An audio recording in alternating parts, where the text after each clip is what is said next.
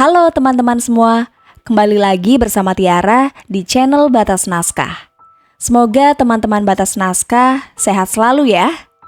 Nah, sekarang kita akan melanjutkan kisah yang masih bersambung sebelumnya dengan judul Kabur dari Pernikahan. Kalau teman-teman Batas Naskah belum nonton episode sebelumnya, Tiara sudah mencantumkan linknya di deskripsi video ini ya.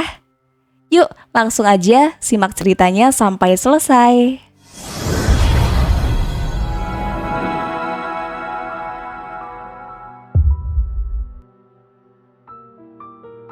Ini persidangan pertamanya. Ia duduk di kursi pesakitan, mendengarkan keterangan dari saksi ahli dan istri Bara. Rahmi menulikan telinga. Ia tahu pada akhirnya ia dan Bara tak mungkin melanjutkan pernikahan. Sejak awal, ia sudah menyadari hubungannya tak akan kemana-mana. Ia hanya mencari nyaman yang tak pernah didapatkan dari Lendra. Menyatakan batal perkawinan antara Bara bin Arifin dengan Rahmi binti Setia Hadi yang dilangsungkan pada tanggal 10 Juni 2021 tidak sah dan tidak berkekuatan hukum. Karena berdasarkan judek fakti, saudara Rahmi binti Setia Hadi masih terikat dalam perkawinan yang sah dengan laki-laki lain, sehingga perkawinannya dengan saudara Bara bin Arifin dinyatakan sebagai perkawinan poliandri yang bertentangan dengan hukum.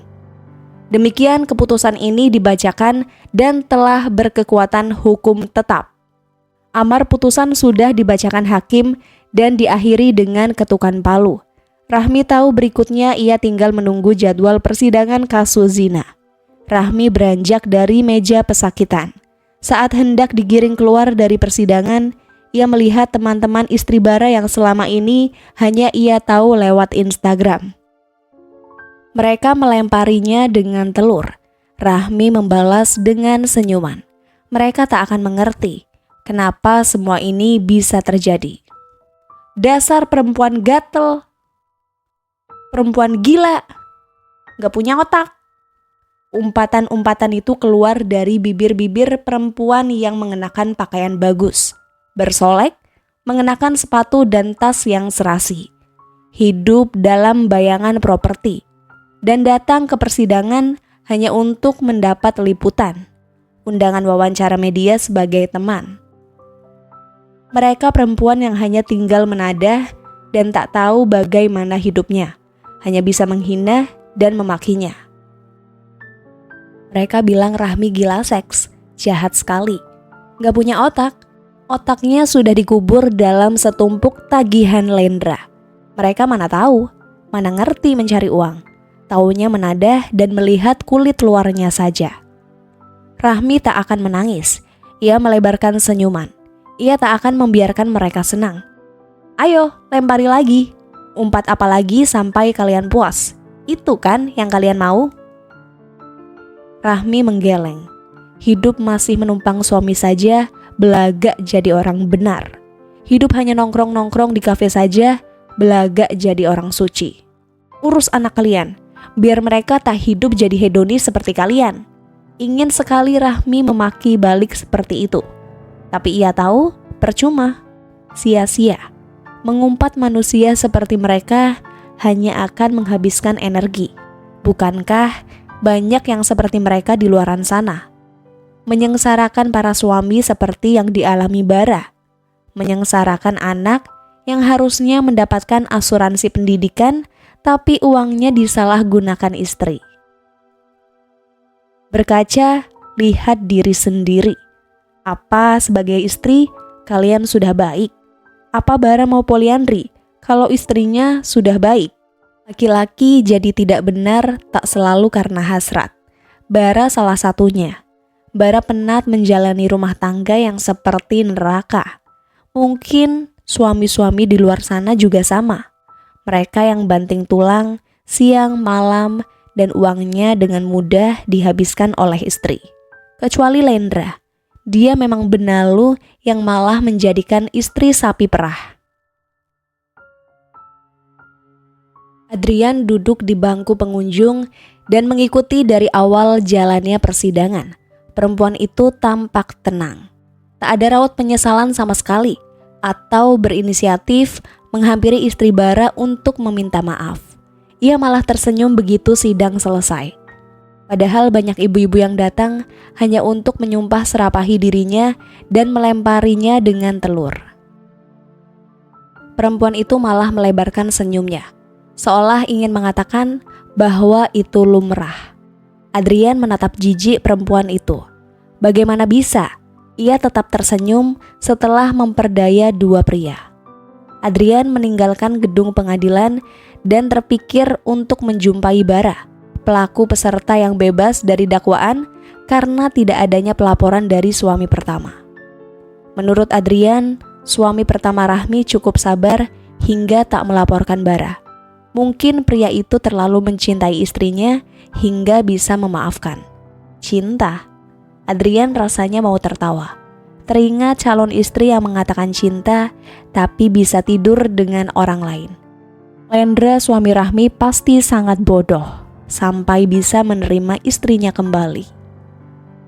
Harusnya pria kalau sudah diselingkuhi menggugat cerai, bukan malah berpikir untuk mempertahankan.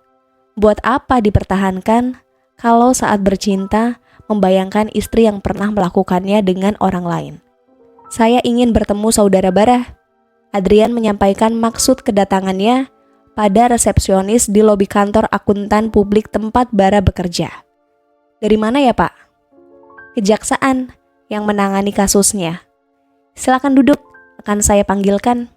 Adrian mengangguk dan pergi ke sofa lobi. Ia membuka ulang catatan yang dirangkumnya tentang Bara. Umur 37 tahun, memiliki seorang anak, bekerja sebagai auditor dengan gaji pokok per bulan 12 juta. Cukup memang untuk menikah lagi dan membiayai dua istri. Maaf, apa Anda mencari saya? Suara seseorang mendongakkan kepalanya. Saya Adrian, jaksa penuntut umum yang menangani laporan istri Anda. Kita bicara di kafe sebelah saja. Bara mengajak Adrian ke kafe yang berada di sebelah gedung kantornya. Bara memesan 2 kopi untuk mereka minum. Saya sudah bertemu dengan istri Anda kemarin. Saya tahu, saya mendengar saat Anda menghubungi. Saya berencana mengenakan pasal berlapis untuk saudari Rahmi. Adrian ingin tahu apa Bara masih akan membela perempuan itu setelah pernikahan mereka dibatalkan. Itu bagus, saya senang mendengarnya. Bara tahu semakin banyak tuntutannya akan semakin lama Rahmi ditahan. Lendra tak akan bisa mengusik jika Rahmi dikenakan sanksi hukuman maksimal. Rahmi bisa punya kehidupan tenang di penjara. Kalau bisa sampai 1 tahun sesuai hukum maksimal yang ada dalam pasal Undang-Undang Pidana. Adrian sebenarnya heran, kenapa Bara malah senang. Saya akan lega kalau ia dipenjara seumur hidup. Itu yang Rahmi harapkan, dan Bara senang jika bisa mewujudkannya. Adrian menatap tak mengerti. Apa perpisahan membuat keduanya saling benci hingga Bara mengharapkan tersangka mendekam seumur hidup di penjara? Adrian pergi ke kantor polisi, tempat Rahmi mendekam. Ia menyimak laporan terbaru dari penyidik. Suaminya dan mantan suami poliandrinya beberapa kali datang menjenguk. Terakhir 2 hari lalu, suaminya menjenguk dan kemarin mantan suami poliandrinya. Penyidik menyampaikan. Apa mereka akur? Tidak ada teriakan dari ruang kunjungan. Hanya saja tiap suaminya datang menjenguk dan membawakan makanan, tersangka akan memberikannya pada sipir penjara. Bara, apa membawakan makanan juga? Penyidik mengangguk. Dia membawa dan Rahmi menyantapnya. Berarti mereka masih bersama? Kemungkinannya seperti itu. Adrian terdiam memikirkan. Ada yang aneh dari kasus ini. Kenapa Bara mengharapkan penjara seumur hidup jika hubungan yang terjalin masih seperti suami istri? Bawa tersangka ke ruang penyidikan. Saya ingin mengajukan beberapa pertanyaan padanya. Silakan menunggu di ruang penyidikan, saya akan menjemput ke selnya. Adrian beranjak ke ruang penyidikan. Ia menarik kursi dan menempatinya sembari menunggu tersangka. Tak sampai 5 menit, derit pintu terdengar. Perempuan itu masuk melihat ke arahnya dengan wajah datar. Ia menarik kursi di seberang meja. "Saya Adrian, jaksa penuntut umum yang menangani laporan Bu Nilam." "Oh," Rahmi menatap nanar ke meja, menunggu jaksa mengajukan pertanyaan yang mungkin butuh jawabannya. "Saya datang untuk mengajukan beberapa pertanyaan." "Silakan." Rahmi 24 tahun. Pekerjaan sebelumnya auditor. Bertemu dengan pelaku peserta di tempat kerja dan memutuskan menikah pada tanggal 10 Juni 2021 saat melakukan perjalanan dinas bersama. "Benar." "Anda tahu poliandri dilarang di Indonesia?" "Saya tahu." "Lalu kenapa Anda masih nekat melakukannya?" "Karena saya ingin lari dari pernikahan. Saya menginginkan suami yang bisa memberikan kenyamanan. Suami yang seperti teman hidup, bukan majikan yang menjadikan saya sapi perah." Itu jawaban yang ada di benaknya. "Karena saya mencintainya." Ini jawaban yang keluar dari bibirnya. "Apa Anda tidak berpikir dampaknya pada pasangan Anda atau pada pasangannya?" "Berpikir mereka jahat, makanya nekat melakukan." Jawaban lain di benaknya. "Tidak." Jawaban lain dari bibirnya. "Anda tidak menyesal?" Rahmi menggeleng. Apa yang mau disesali? Ia bahagia bersama Bara. Bahkan hingga hari ini, Bara masih membuatnya nyaman. "Saya baru bertemu dengan saudara Bara sebelum menjumpai Anda. Dia mengharapkan hukuman seumur hidup untuk Anda." Adrian ingin tahu apa Rahmi akan kaget mendengar Bara mengharapkan perempuan itu dihukum seberat-beratnya. Dia sudah benar menyampaikan, "Itu yang saya mau jika ada." Adrian tertegun. Berpikir, apa ia harus menyuruh penyidik memanggil ahli jiwa untuk memeriksa kondisi kejiwaan tersangka? Perempuan itu tak tampak waras saat memberikan keterangan. Tak sampai setengah jam Adrian bertemu tersangka. Ia agak kecewa karena tersangka sepertinya tidak menyesal. Terkesan menerima saja apapun hasil sidangnya nanti. Adrian menggeleng. Kasus ini jadi tak menarik jika tersangka tak gentar dengan lamanya masa hukuman. Kontras dengan pelaku korupsi yang memohon-mohon untuk diperingan dakwaan. Bahkan pelaku korupsi mendekati jaksa dengan segala upaya. Pelaku pria mendekati dengan suap, pelaku wanita dengan merayu. Rayuan yang diajukan dengan berani karena rata-rata koruptor wanita membelanjakan uangnya untuk industri kecantikan. Bedah plastik yang memberi hasil sempurna. Tak perlu disebut, silakan cek sendiri di Google siapa koruptor wanita yang membelanjakan uang untuk mengkoreksi wajah. "Bagaimana?" penyidik bertanya saat ia selesai menanyai tersangka. "Temannya aku makan siang." Adrian mengajak penyidik ke rumah makan terdekat dari kantor kepolisian. Ia butuh merokok sejenak dan berdiskusi mengenai kasus Rahmi. Bagaimana kondisi kejiwaannya? Apa sudah pernah diperiksa? Setelah memesan menu, Adrian mulai membahas kasus Rahmi kembali. "Dia terkesan menerima nasib ya?" Penyidik mendengus tawa. Adrian mengangguk. Ia menyalakan sebatang rokok dan menawarkan kepada penyidik. Penyidik mengambil sebatang dan ikut merokok. Dia sehat jasmani rohani dan mengakui perbuatannya. Suaminya sebagai saksi, apa pernah dilakukan pemanggilan? Suaminya mangkir dari panggilan, tapi karena keterangannya tidak terlalu diperlukan, jadi tidak ada desakan untuk datang. Adrian mengangguk. Keluarga lain, misal orang tua atau teman kantor, apa ada di antara mereka yang sudah dimintai keterangan? Penyidik menggeleng. Dia dibesarkan oleh Bude dan Pak D-nya. Kedua wali dan teman kantornya belum ada yang dipanggil. "Aku mau kau menemui walinya, juga teman kantornya. Cari tahu apa ada perilaku lainnya yang membuat perempuan itu melanggar norma hukum dan agama." Adrian ingin menelisik kasus ini lebih jauh. Ini berbeda dengan kasus laporan pelakor yang merebut suami orang. Dalam drama pelakor, masalah uang selalu menjadi isu utama. Perempuan yang dilaporkan jelas tujuannya untuk menjerat dan mendapat kenyamanan hidup. Perempuan kedua menukar semua itu dengan badaniah. Transaksi diranjang, bahkan ada yang sampai menghasilkan anak untuk melegalkan hubungan terlarang. Kasus biasa hanya sampai laporan polisi dan berakhir damai. Perdamaian yang kalau tidak bercerai, ia berpoligami sesudahnya. Rahmi wanita muda dalam kemasan ayu dan sederhana. Ia tak tampak menggebu dengan pria. Padahal realitasnya, Rahmi mampu mengendalikan dua pria agar tetap setia padanya. Apa ia titisan Drupadi dalam kisah Mahabharata yang melakukan poliandri tanpa sengaja? Rasanya tidak. Dari BAP dan tanya jawab di ruang penyidikan tadi, Rahmi mengakui melakukannya dengan sengaja. Karena saya mencintainya. Itu jawaban Rahmi. Setelah makan siang, Adrian kembali ke mobil dan tak langsung mengemudi pergi. Ia mengecek lagi berkas dan membaca ulang profil Lendra. Lendra, suami Rahmi, memiliki perusahaan kontraktor. Adrian mengetik di Google nama perusahaannya. Muncul alamat kantornya. Adrian mencocokkan dengan alamat KTP Rahmi. Alamatnya sama. Adrian yang penasaran pergi ke komplek perumahannya. Ia melintas di depan rumah Lendra. Tak ada plang kantor di sana, yang ada keramaian.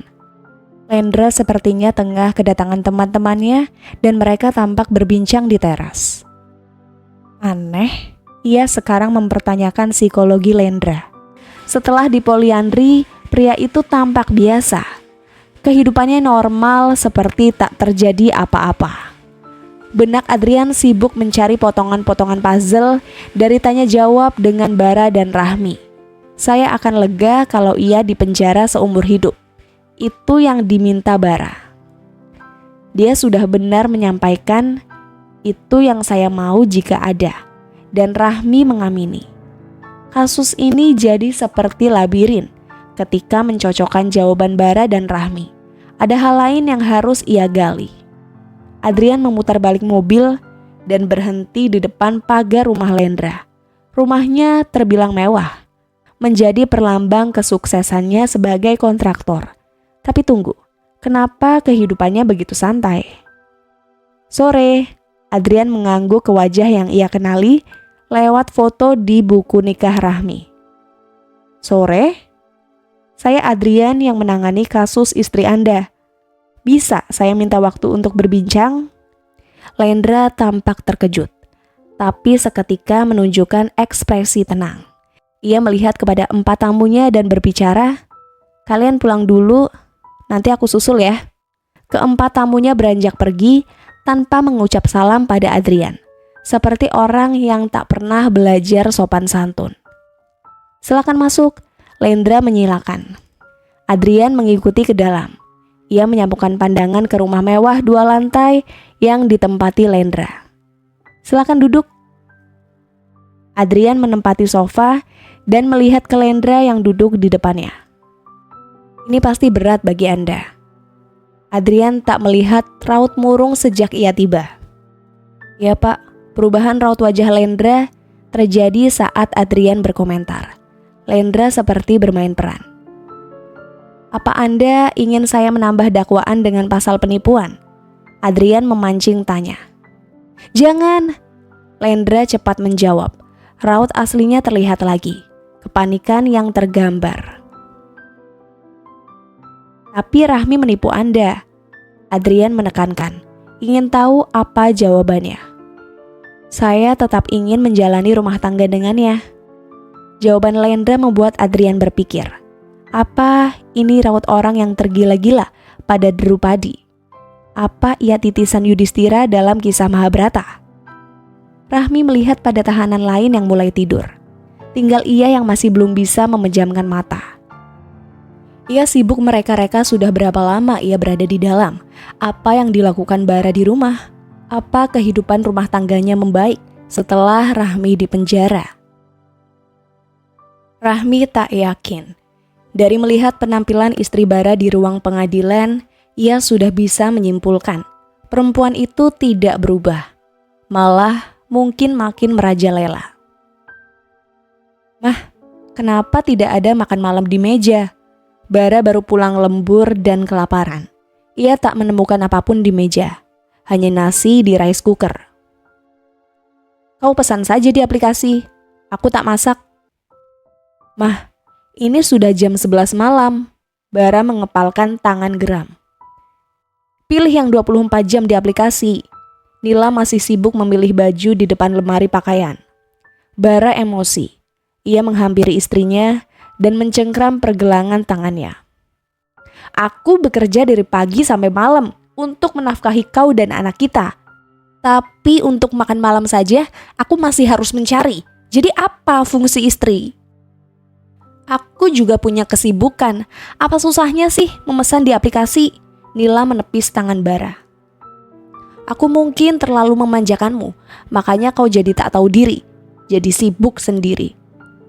"Kurasa terbalik, aku yang terlalu memanjakanmu, makanya kau jadi kurang ajar, jadi menikah lagi dengannya."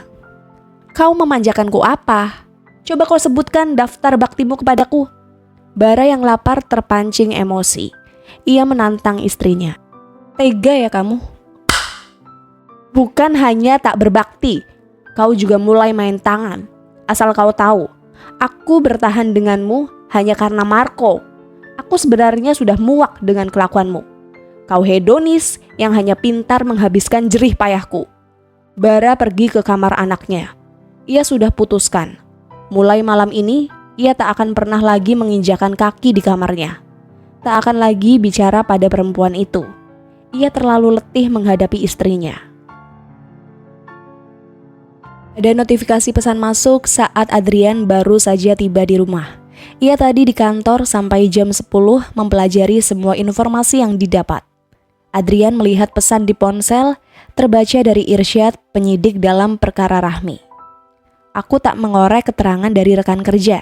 Aku langsung ke atasannya karena kupikir atasannya bisa memberikan keterangan yang jernih. Rekamannya barusan aku kirim." "Thanks, akan aku pelajari." Adrian meletakkan ponsel begitu selesai membalas pesan. Ia tak langsung mendengarkan. Ia butuh mandi dan membuat kopi dulu sebelum mempelajari keterangan pimpinan perusahaan tempat Rahmi bekerja. Ada banyak yang harus diurai dari jawaban Bara, Rahmi dan juga Lendra. Ada banyak ketidakcocokan dan kejanggalan. Lendra yang ditemuinya tak tampak seperti pengusaha. Ia tak tampak seperti pekerja keras. Lendra terlihat santai. Bara yang ditemuinya serius, tampak jujur dan terkoneksi dengan Rahmi. Rahmi sendiri seperti Pandora yang belum terbuka. Apa yang disembunyikannya? Dia tadinya mahasiswa akuntansi yang menjalani internship di sini. Karena kerjanya bagus, jadi diangkat karyawan. Suara atasan Rahmi yang memberikan keterangan. Bagaimana attitude-nya? Sebelum menikah, dia anaknya lurus, tidak pernah akrab dengan rekan kerja yang sudah beristri. Adrian mencatat poin yang disampaikan atasan Rahmi saat dimintai keterangan penyidik. Dengan Bara, tahu Anda? Itu juga saya nggak nyangka. Dua-duanya tipikal lurus-lurus aja. Jadi waktu lihat video mereka yang check-in, yang viral di TikTok, saya sama bawahan nggak ada yang menyangka. Poin berikutnya yang menjadi catatan Adrian. Kenal suaminya. Dulu kontraktor renovasi gedung, kenalnya juga di sini. Teman-temannya Rahmi yang menjodohkannya. Suaminya pernah datang ke kantor untuk menanyakan soal mereka? Tidak pernah. Selama menikah juga tidak pernah antar jemput Rahmi. Padahal istrinya rajin lembur dan pulang malam. Rahmi dan Bara sepertinya akrab dari seringnya lembur bersama. Suami kontraktor, istri lembur dan tidak diantar jemput. Kontras dengan jawaban Lendra. Saya tetap ingin menjalani rumah tangga dengannya. Adrian membuat tanda tanya besar di bawah poin yang sudah ditulisnya. Ia akan lanjut mempelajari besok. Sekarang ia butuh istirahat setelah mondar-mandir seharian tadi. Bara bangun pagi sekali. Jam 7 Ia sudah rapi dan bersiap ke kantor. Istrinya melihatnya sudah akan pergi menyusul ke teras. Aku minta maaf soal semalam. Hari ini ibu-ibu mau arisan. Aku semalam bingung memilih baju. Mari bercerai. Bara pikir mungkin hal ini adalah jalan yang terbaik. Ia akan meminta maaf pada orang tuanya karena tidak bisa merawat pernikahan seperti mereka. Nilam menatap terkejut. Apa yang kau katakan? Kita bercerai. Bara masuk ke mobil, istrinya mengejar dan menggedor kaca. Bara menurunkan kaca pintu mobil. Kau tak bisa menceraikanku. Aku bisa. Aku punya banyak alasan untuk menceraikanmu. Aku tak akan mengizinkan Marco bertemu denganmu jika kau berani menceraikanku. Jangan jadikan Marco alat untuk mempertahankanku. Pada kenyataannya, kau bukan istri dan ibu yang baik. Emangnya kau suami yang baik? Kau sudah tahu aku bukan orang baik, jadi sebaiknya lepaskan aku. Bara menyalakan mesin mobil, sudah enggan menatap istrinya. Berani menceraikanku, akan kubuat Rahmi menjadi bulan-bulanan media. Nilam beranjak masuk ke dalam. Bara mengerem. Ia memukul kemudi. Istrinya benar-benar perempuan egois yang hanya memikirkan diri sendiri. Bara memundurkan mobilnya dan melesat pergi. Tak lagi ingin berlama-lama di rumah. Ia hanya perlu mampir ke minimarket, membeli sekardus pop mie untuk sarapan pagi dan makan malamnya. Ini makanan terenak sejak aku menikah. Bara terkenang saat ia masih bersama Rahmi. Ia seringkali melarang Rahmi menyantap terlalu sering. Tapi Rahmi akan selalu membeli. Tiap kali ia penat membayar tagihan. Dan Bara akan selalu mencoba menghiburnya. Mereka serasi. Mereka bukan tipikal penuntut. Mereka hanya terlambat untuk saling mengenal. Seandainya ia bertemu Rahmi sebelum bertemu Nilam, mungkin rumah tangga yang dijalaninya akan lebih bahagia. Adrian melihat mobil Bara yang meninggalkan rumah di pukul 7. Ia mencatat dalam agendanya. Ini terlalu pagi untuk berangkat kerja. Adrian membuntuti mobil Bara. Ia ingin tahu kemana Bara akan pergi. Bara mampir ke minimarket dan warung sarapan sebelum ke kantor polisi tempat Rahmi ditahan. Adrian menghubungi Irsyad. Kau sudah sampai kantor? Ini jam berapa? Aku baru bangun gara-gara kau menghubungi. Aku butuh bantuanmu. Tolong pantau aktivitas Lendra. Dia bukan pelapor dan bukan pelaku peserta. Irsyad merasa heran. Aku hanya penasaran bagaimana Drupadi bisa berpikir untuk poliandri. Tidak ada ibu yang menyuruh membagi istri kepada 4 saudaranya seperti dalam cerita Mahabharata. Apa manfaatnya memantau Lendra? Kita pernah membaca kasus serupa di 2019. Dan pengulangan kasus yang sama pasti ada sebab dan akibat.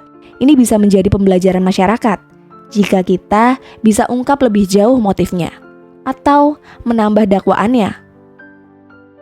Gila kau, apa kau tak kasihan?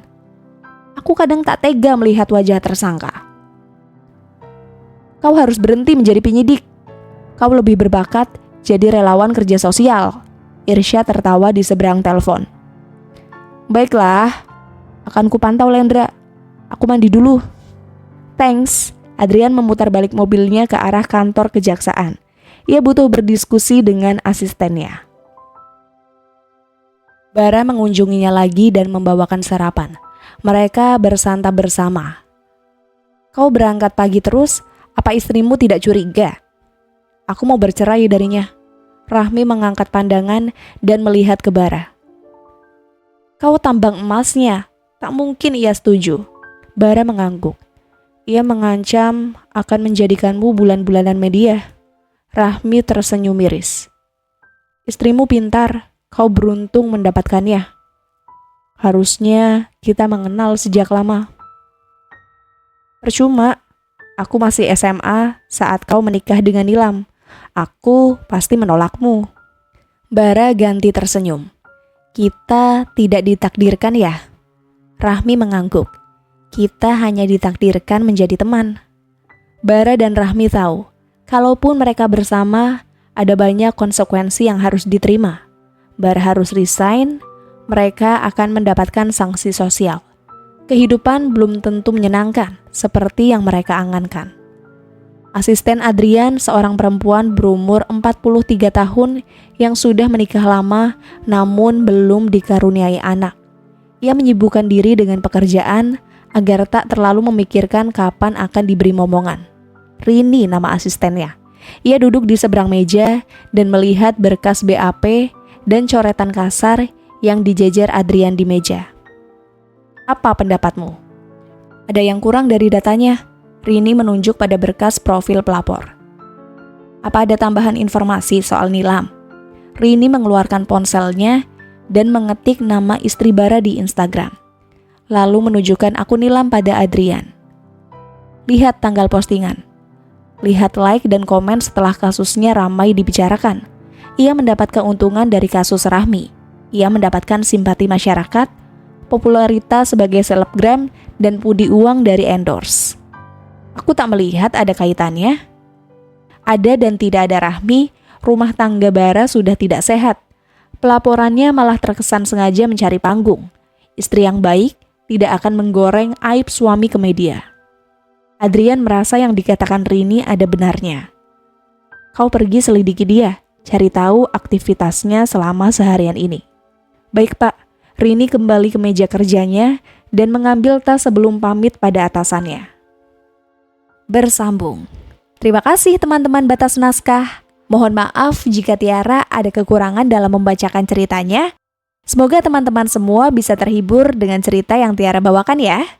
Oh iya, jika teman-teman Batas Naskah menginginkan kelanjutan dari cerita ini, jangan lupa subscribe, like, dan bisa bantu komen di bawah ini ya, agar Tiara lebih semangat untuk menghadirkan kelanjutan cerita yang lebih menarik. Sampai ketemu lagi di episode berikutnya. Sekian dan terima kasih.